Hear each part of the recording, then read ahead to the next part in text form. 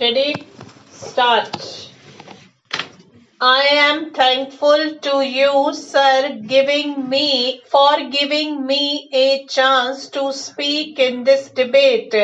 I am glad today the Prime Minister opened his speech with a reference to our relations with Pakistan. I would like to draw the attention of the House to what has been happening in the border area. I cannot attach much importance nor do I expect any good result from the proposed conference between the two prime ministers. In the last 11 years, we have had a number of such meetings and conferences.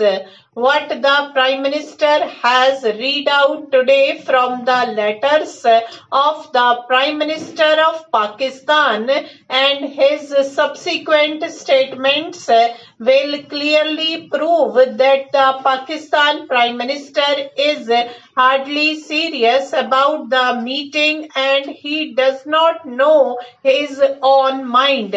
But the fact remains that the position in the borders of Tripura and Assam and also in some areas of West Bengal adjoining the Pakistan border should receive the attention of this House and government.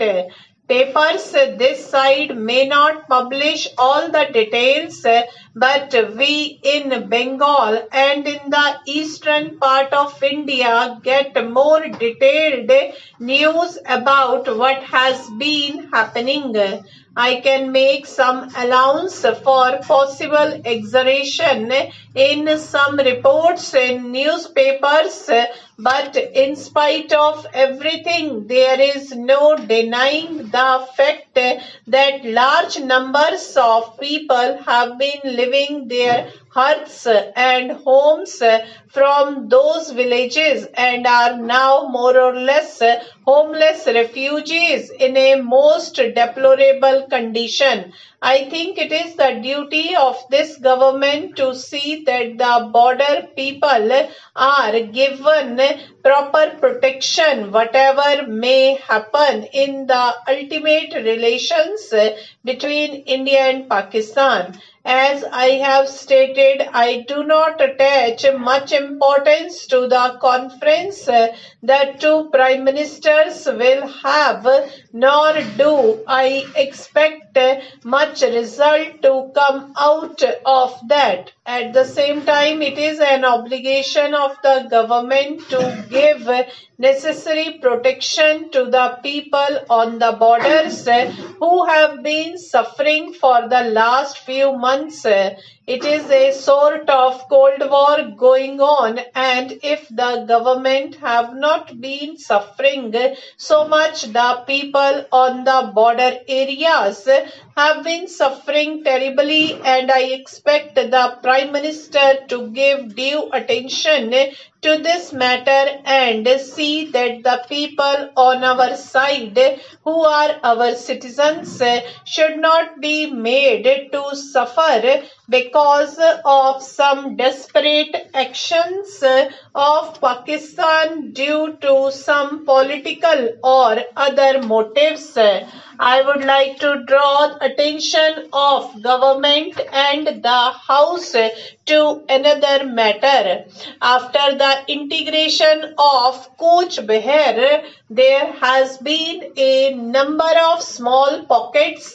They have been called enclaves, some of which are surrounded by Indian territory but belong to Pakistan, and some surrounded by Pakistan territory but belong to India.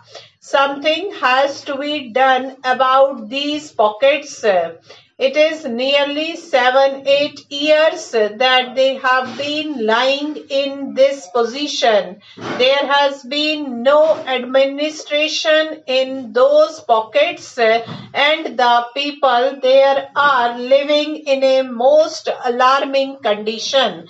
There have been all sorts of crimes, murders, dacoities, etc. No administration is working in those pockets. In our pockets surrounded by Pakistan territory, it is not possible for our government to have any real administration in those areas, nor is it possible for the Pakistan government to provide proper administration in their pockets surrounded by our territory. So people on both sides have been suffering in these pockets. Then, sir, there was a proposal of the summit conference. I do not know why America was fighting shy about this conference. I think my friend said that if India was to be invited to the summit conference, there was likely to be some complication and trouble that might have come from Pakistan. Pakistan, in fact, protested. Are we to think that the summit conference was abandoned practically to avoid giving any recognition to India as a big power, as a moral force? We cannot claim to be a big power from the military point of view. We have no military strength, no financial backing, no industrial setup of a big military power.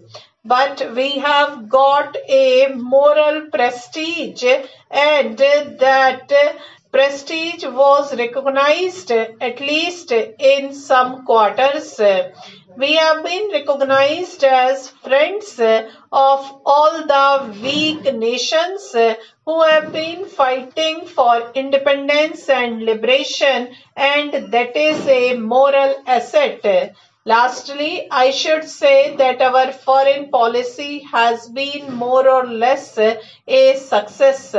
There may be difference of opinion in minor details. The foreign policy of India, we can say, is not a party policy, it is the national policy. That is the general attitude of all the democratic countries. Foreign policy is not ideology, but it is formulated on the basis of national interest. Our foreign policy has also been formulated on the national basis, not on the basis of party ideology. Stop.